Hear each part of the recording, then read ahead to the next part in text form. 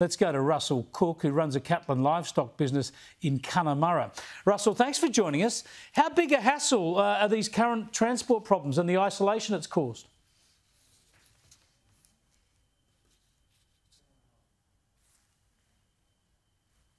We're actually not sure how we're going to continue doing business up here. A lot of in the Kimberley region, being WA companies up here, where most of our supply is from Perth or up and down the west coast, and yeah, so and whether we're selling our produce from Connemara to Perth or we're getting stuff from Perth to here, that is cut off. So it's basically unviable to do business in the East Kimberley. That's east of the Fitzroy River that has broken.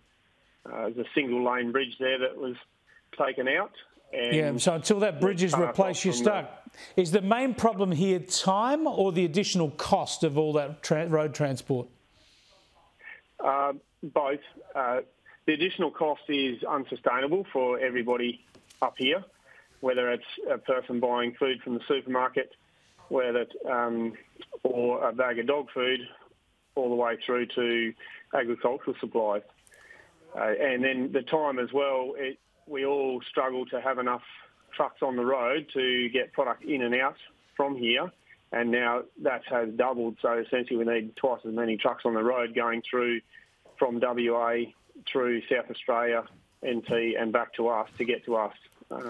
Now, if you're looking for a solution here, if governments, state and federal, were looking to try and help you out until that bridge is rebuilt, would it be subsidies for the longer road route, or is there a possibility that airlifts could help out? I think airlifts could help on some smaller items, or fresh produce and stuff that needs to get to places quickly. But it's freight subsidies. We just need freight normality. What we were used to paying. Freight is the biggest inhibitor before this happened. So for this to happen now, we just need our freight basically brought back to what it was prior to the flood for us to continue business as we know it. And so obviously the government needs to do that. The freight companies can't wear that additional cost, but you effectively need to have government subsidising the doubling of your freight costs until things are restored.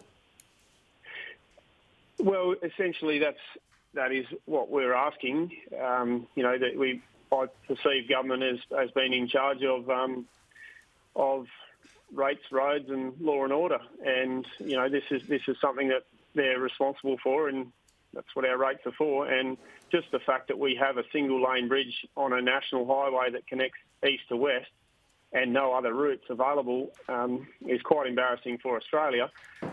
But it also, it cuts us off, and it shows how vulnerable we are. So if we can, if the state can help us, or federal money can help us with freight until that bridge is up and going, they're saying it's going to be 2.5 years before that bridge will be operational again, which I think is a heck of a long time to get a national route back up. And also a lot of that freight subsidy actually can't help us. There is a meatworks that's on the western side of that bridge, and a lot of cattle need to get around from the eastern side to that meatworks for that to stay viable and continue to create employment and an outlet for beef.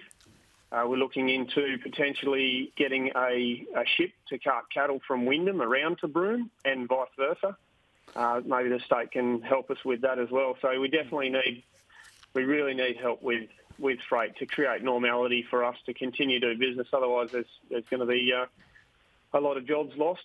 Absolutely. Shut down and gone forever. Thanks for bringing it to our attention, Russell. Good luck. We'll follow up.